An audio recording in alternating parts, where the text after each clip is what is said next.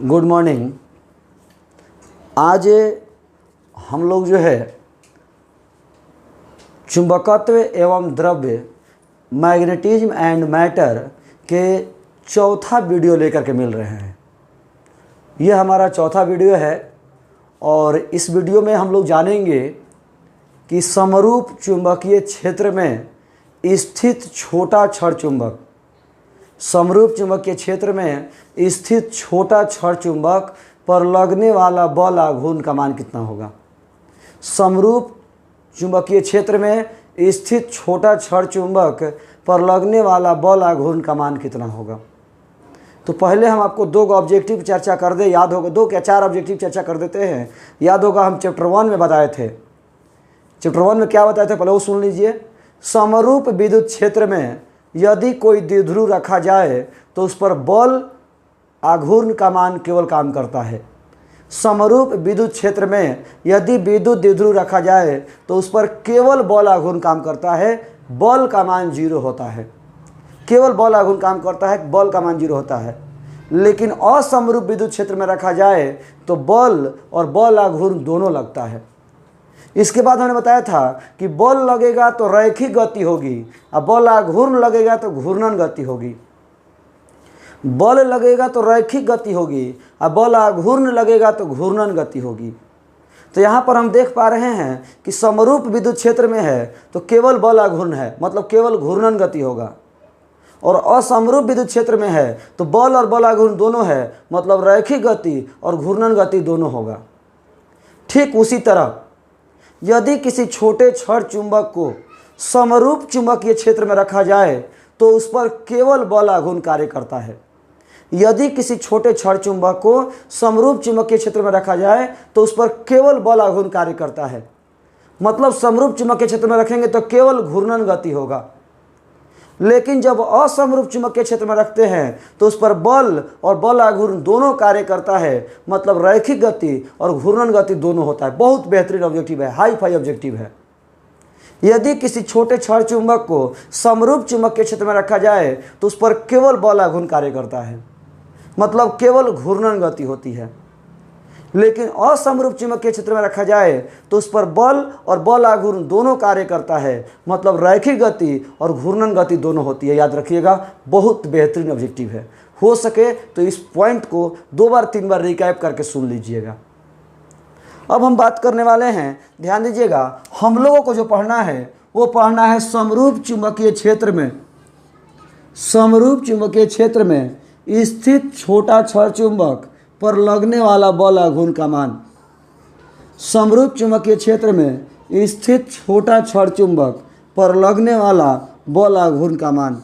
समरूप चुंबकीय क्षेत्र में स्थित छोटा छड़ चुंबक पर लगने वाला बल आघूर्ण का मान कितना होगा। ये आपका एक समरूप चुंबकीय क्षेत्र है जिसकी शक्ति B है, जिसका मान B है, जिसका चुंबकीय प्रेरण B है। इस चुंबकीय क्षेत्र में एक छोटा सा छड़ चुंबक रखा गया है। इस चुंबकीय क्षेत्र में एक छोटा सा छड़ चुंबक रखा गया है SN। इस चुंबकीय क्षेत्र में एक छोटा सा छड़ चुंबक रखा गया है SN। इस चुंबकीय क्षेत्र में एक छोटा सा छड़ चुंबक रखा गया है SN। इस छोटे से छड़ चुंबक की लंबाई 12 है। इस छोटे से छड़ चुंबक की लंबाई कितनी है? 12 है। याद होगा आप लोगों को हम बताए थे कि यदि कोई चुंबकीय ध्रुव चुंबकीय क्षेत्र में हो, यदि कोई ध्रुव चुंबकीय क्षेत्र में हो तो उस पर लगने वाला बल होता है M×B। यदि कोई ध्रुव चुंबकीय क्षेत्र में हो तो उस पर लगने वाला बल का मान होता है M×B। तो यहाँ पर ध्रुव जो है चुंबकीय क्षेत्र में है, यहाँ पर जो ध्रुव है वो चुंबकीय क्षेत्र में है, इसीलिए इस पर बल काम करेगा M×B। यहाँ भी ध्रुव जो है चुंबकीय क्षेत्र में है तो यहाँ भी बल काम करेगा M×B। यहाँ से हमने लंब डाल दिया, लंब डाल दिया O, और ये कोण है थीटा। चुंबकीय क्षेत्र से कोण है थीटा। यहाँ पर चित्र में एक समरूप चुंबकीय क्षेत्र दर्शाया गया है जिसका सामर्थ्य B है। इस चुंबकीय क्षेत्र में क्षेत्र से थीटा कोण पर कोई छड़ चुंबक एसएन रखा गया है। चुंबकीय क्षेत्र से थीटा कोण पर कोई छड़ चुंबक एसएन रखा गया है जिसकी लंबाई 12 है। चुंबकीय क्षेत्र के कारण ध्रुव पर लगने वाला बल एम बी एवं एम बी है। चुंबकीय क्षेत्र के कारण छड़ चुंबक पर लगने वाला बल एम बी एवं एम बी है। चूंकि ये दोनों बल एक दूसरे के बराबर एवं विपरीत हैं, इसीलिए यहाँ पर एक बल आघूर्ण काम करेगा। आपको पता होगा जहाँ कहीं भी बराबर एवं विपरीत बल काम करते हैं वहाँ बल आघूर्ण उत्पन्न होता है। तो छड़ चुंबक पर दो बल बराबर और विपरीत काम कर रहा है, इसीलिए यहाँ पर बल आघूर्ण उत्पन्न होगा और उसी बल आघूर्ण का मान हमें निकालना है। बल आघूर्ण उत्पन्न होगा और उसी बल आघूर्ण का मान हमें निकालना है। छड़ चुंबक पर एक बल आघूर्ण काम करेगा जिसका मान हमें ज्ञात करना है। चलिए ध्यान दीजिएगा, समकोण त्रिभुज SON में साइन थीटा बराबर थीटा के सामने वाली भुजा लंब ON बटा 90 डिग्री के सामने वाली भुजा कर्ण NS या SN, साइन थीटा बराबर ON बटा 12, ON बराबर 12 साइन थीटा, ON बराबर 12 साइन थीटा, ON बराबर 12 साइन थीटा। पुनः आगे आते हैं, बल आघूर्ण निकालना है तो बल आघूर्ण बराबर एक बल गुना उनके बीच की लंबवत दूरी, एक बल गुना उनके बीच की लंबवत दूरी। बल आघूर्ण का सूत्र होता है एक बल गुना उनके बीच की लंबवत दूरी। बल आघूर्ण टाउ, एक बल हो गया F और उनके बीच की दूरी हो गया ON। टाउ बराबर F का मान MB, एक बल MB, उनके बीच की लंबवत दूरी ON का मान 12 साइन थीटा, ON का मान 12 साइन थीटा। तो टाउ बराबर MB, तो M into 12 into B sine theta. M into 12 क्या होता है? Capital M। तो टाउ बराबर capital M B sine theta, tau बराबर capital M into B sine theta. जहाँ कैपिटल M किसके जगह पर आया है? तो M इंटू 12 के जगह पर आया है। कैपिटल M किसके जगह पर आया है? तो M इंटू 12 के जगह पर आया है। तो M इंटू 12 की जगह पर आया है तो ये चुंबकीय आघूर्ण हुआ, यही हमारा समीकरण 1 है। टाउ बराबर MB साइन थीटा, टाउ बराबर MB साइन थीटा समरूप चुंबकीय क्षेत्र में स्थित छड़ चुंबक पर लगने वाला बल आघूर्ण का मान है। समरूप चुंबकीय क्षेत्र में स्थित छड़ चुंबक पर लगने वाला बल आघूर्ण का मान है। समरूप चुंबकीय क्षेत्र में स्थित छड़ चुंबक पर लगने वाला बल आघूर्ण का मान कितना होगा? समरूप चुंबकीय क्षेत्र में स्थित छड़ चुंबक पर लगने वाला बल आघूर्ण का मान कितना होगा? तो टाउ बराबर MB साइन थीटा, टाउ बराबर MB साइन थीटा। याद होगा आप लोगों को हम बता दें कि A क्रॉस B बराबर AB साइन थीटा होता है। A क्रॉस B बराबर AB साइन थीटा होता है। तो MB साइन थीटा का हो जाएगा टाउ बराबर M क्रॉस B, टाउ बराबर M क्रॉस B। यानी हम कहें तो ये बल आघूर्ण का सदिश रूप है। चुंबकीय क्षेत्र में स्थित छड़ चुंबक पर लगने वाला बल आघूर्ण का समीकरण है टाउ बराबर MB साइन थीटा।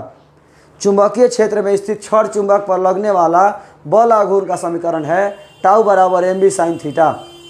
और इसी बल आघूर्ण का सदिश रूप है टाउ बराबर M क्रॉस B। इसी बल आघूर्ण का सदिश रूप है टाउ बराबर M क्रॉस B। बल आघूर्ण का सदिश रूप है टाउ बराबर M क्रॉस B। इस तरह से हमारा चुंबकीय छड़ चुंबक पर चुंबकीय क्षेत्र में लगने वाला बल आघूर्ण का मान निकल गया। चुंबकीय क्षेत्र के कारण छड़ चुंबक पर लगने वाला बल आघूर्ण का मान निकल गया। अब हम बात करने वाले हैं कि यदि छड़ चुंबक चुंबकीय क्षेत्र की दिशा में हो, यानी ये जो छड़ चुंबक है वो ऐसे हो, छड़ चुंबक चुंबकीय क्षेत्र की दिशा में हो, तो चुंबकीय क्षेत्र की दिशा में होगा तो थीटा बराबर 0 डिग्री होगा। तो टाउ बराबर MB sine 0 degree, sine 0 degree का मान 0 और 0 से गुना करेंगे 0। यानी यदि क्षण चुंबक चुंबकीय क्षेत्र की दिशा में हो तो उस पर लगने वाला बल या घूर्ण का मान 0 होता है। यदि क्षण चुंबक चुंबकीय क्षेत्र की दिशा में हो, यदि क्षण चुंबक चुंबकीय क्षेत्र की दिशा में हो तो उस पर लगने वाला बल या घूर्ण का मान 0 होता है। यदि क्षण चुंबक चुंबकीय क्षेत्र की दिशा में हो तो उस पर लगने वाला बल या घूर्ण का मान 0 होता है। यदि क्षण चुंबक चुंबकीय क्षेत्र की दिशा में हो तो उस पर लगने वाला बल या घूर्ण का मान 0 होता है। और यदि क्षण चुंबक लंबवत हो, क्षण चुंबक लंबवत हो, ऐसे हो, तो यदि क्षण चुंबक लंबवत हो तो थीटा बराबर 90 डिग्री होगा। यदि क्षण चुंबक लंबवत हो तो थीटा बराबर 90 डिग्री होगा। तो टाउ बराबर M B sine 90 degree, tau बराबर M B sine 90 degree. Sine 90 degree का मान 1, तो टाउ मैक्सिमम बराबर एम इंटू बी। यानी यदि क्षण चुंबक चुंबकीय क्षेत्र के लंबवत दिशा में हो, यदि क्षण चुंबक चुंबकीय क्षेत्र की लंबवत दिशा में हो तो उस पर लगने वाला बल या घूर्ण का मान महत्तम होता है। यदि क्षण चुंबक चुंबकीय क्षेत्र के लंबवत दिशा में हो तो उस पर लगने वाला बल या घूर्ण का मान मैक्सिमम होता है। यदि क्षण चुंबक चुंबकीय क्षेत्र के लंबवत दिशा में हो तो उस पर लगने वाला बल या घूर्ण का मान महत्तम होता है। तो अभी तक हमने आपको क्या बताया कि समरूप चुंबकीय क्षेत्र में रखा जाए, क्षण चुंबक को समरूप चुंबकीय क्षेत्र में रखा जाए तो उस पर केवल बल या घूर्ण काम करता है, बल काम नहीं करता, बल 0, केवल बल या घूर्ण काम करता है। और केवल बल या घूर्ण काम करता है मतलब केवल घूर्णन गति होती है। यदि क्षण चुंबक को असमरूप चुंबकीय क्षेत्र में रखा जाए, यदि क्षण चुंबक को असमरूप चुंबकीय क्षेत्र में रखा जाए तो उस पर बल और बल या घूर्ण दोनों काम करता है। असमरूप चुंबकीय क्षेत्र में रखा जाए तो उस पर बल और बल या घूर्ण दोनों काम करता है, मतलब उसमें रैखिक गति और घूर्णन गति दोनों होती है। इसके बाद हमने बताया कि क्षण चुंबक पर लगने वाला बल या घूर्ण का मान कितना होगा। चुंबकीय क्षेत्र में स्थित क्षण चुंबक पर लगने वाला बल या घूर्ण का मान कितना होगा। तो टाउ बराबर M B sine theta, tau बराबर एम बी साइन थीटा। इसी का सदिश रूप है टाउ बराबर एम क्रॉस बी, इसी का सदिश रूप है टाउ बराबर एम क्रॉस बी। यदि क्षण चुंबक को चुंबकीय क्षेत्र की दिशा में रखा जाए, यदि क्षण चुंबक को चुंबकीय क्षेत्र की दिशा में रखा जाए तो उस पर लगने वाला बल या घूर्ण का मान 0 हो जाता है। यदि क्षण चुंबक को चुंबकीय क्षेत्र की दिशा में रखा जाए तो उस पर लगने वाला बल या घूर्ण का मान 0 हो जाता है, यानी उस पर कोई बल या घूर्ण काम नहीं करता। लेकिन यदि क्षण चुंबक को चुंबकीय क्षेत्र के लंबवत दिशा में रखा जाए, यदि क्षण चुंबक को चुंबकीय क्षेत्र के लंबवत दिशा में रखा जाए तो उस पर लगने वाला बल या घूर्ण का मान महत्तम हो जाता है, उस पर लगने वाला बल या घूर्ण का मान महत्तम हो जाता है। पिछला वीडियो में एक सवाल हम आपको बताए थे कि चुंबकीय आघूर्ण का एसआई मात्रक जूल टेस्ला इन्वर्स होता है, चुंबकीय आघूर्ण का एसआई मात्रक जूल टेस्ला इन्वर्स होता है। हम आपको बताने जा रहे हैं कि जूल टेस्ला इन्वर्स कैसे होता है। तो बहादुर टाउ बराबर M B sine theta, tau बराबर एम बी साइन थीटा।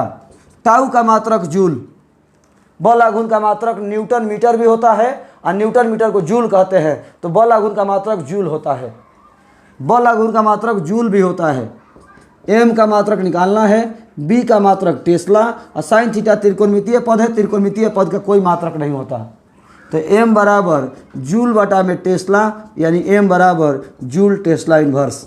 यही हमारा चुंबकीय आघूर्ण का मात्रक है, जूल टेस्ला इन्वर्स, जो कि हम आपको पिछला वीडियो में बताए थे। पिछला वीडियो में हमने बताया था कि चुंबकीय आघूर्ण का मात्रक जूल टेस्ला इन्वर्स भी होता है। तो जूल टेस्ला इन्वर्स कैसे होता है ये हमने आपको दिखा दिया। टाउ बराबर M B sine theta, tau का जूल, एम का निकालना है, बी का टेस्ला, साइन थीटा त्रिकोणमितीय पद है उसका 1, तो जूल बराबर M into T, tesla, tesla बटा में आ गया, ऊपर गया जूल टेस्ला इन्वर्स। इस तरह से यह हमारा टॉपिक समाप्त हुआ। यदि किन्हीं को कहीं प्रॉब्लम होगा इस टॉपिक में तो आप कोचिंग में आकर के या व्हाट्सएप पर या कॉल करके कहीं से भी आप सवाल पूछ सकते हैं। चलिए ध्यान दीजिएगा। तो हम आज के इस वीडियो में समरूप चुंबकीय क्षेत्र में स्थित क्षण चुंबक पर लगने वाले बल या घूर्ण के बारे में बात किए। समरूप चुंबकीय क्षेत्र में स्थित क्षण चुंबक पर लगने वाला बल या घूर्ण कितना होगा। समरूप चुंबकीय क्षेत्र में स्थित क्षण चुंबक पर लगने वाला बल या घूर्ण कितना होगा। अब हम आपको बताने वाले हैं अगले वीडियो में कि याद होगा आप लोगों को, जब अगले वीडियो देखने बैठिएगा तो आप लोग विद्युत द्विध्रुव के कारण अक्ष के किसी बिंदु पर विद्युत तीव्रता का समीकरण प्राप्त करें, पूरा क्लियर कर लीजिएगा। बहादुर समझने की कोशिश कीजिएगा। जब अगले मैंने वीडियो को देखने बैठिएगा तो विद्युत द्विध्रुव के कारण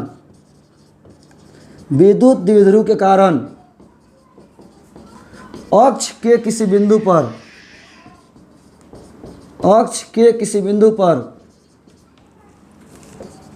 विद्युत तीव्रता,